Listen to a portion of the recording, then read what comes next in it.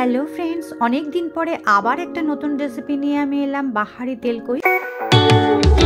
এটা করতে আমাদের লাগছে পেঁয়াজ কুচি, রসুন, আদা, টমেটো, কাঁচা লঙ্কা। এছাড়া মশলার জন্য আমার লাগছে শুকনো লঙ্কা, ধনে, জিরে, গোলমরিচ আর একটা আমি কাশ্মীরি শুকনো লঙ্কা নিচ্ছি। আর যেহেতু শীতকাল সেহেতু কড়াইশুঁটি আর ধনে পাতা তো থাকবেই। এছাড়া আমি দুটো মাছকে ম্যারিনেট করে রেখে দিয়েছি হলুদ আর নুন দিয়ে।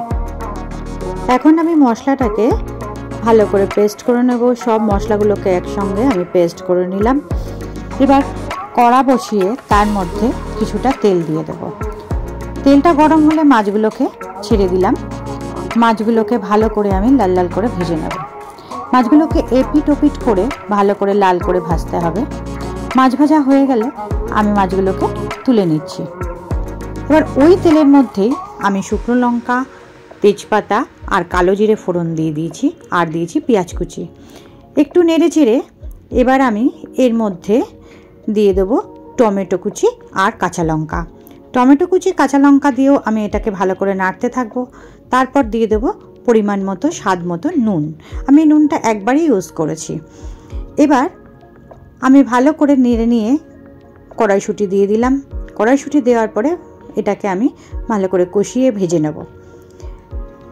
আমার ভাজা ভাজা হয়ে গেছে। এবার আমি এর মধ্যে দেব হলুদ গুঁড়ো আর দেব কাশ্মীরি লঙ্কার গুঁড়ো।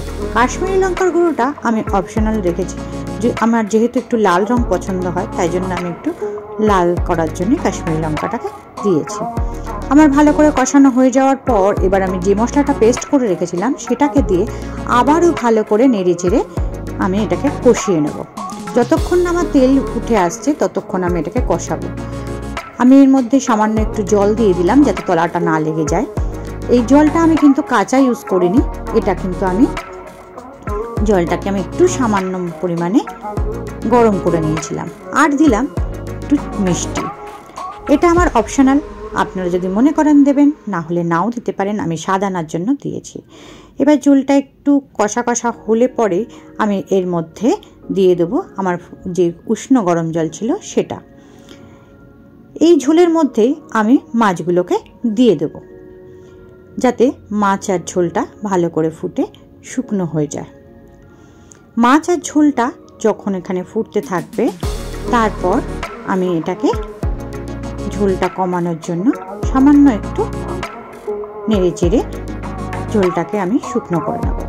ঝোল আমার শুকনো হয়ে এসছে। এবার আমি ধনেপাতা দিয়ে আমার কমপ্লিট তেলকই। আমি এখানে আরেকটা জিনিস ইউজ করেছি, সেটা হলো একটু কাঁচা তেল আমি ছড়িয়ে দিয়েছি। আপনারাও এটা ইউজ করতে পারেন যদি মনে করেন।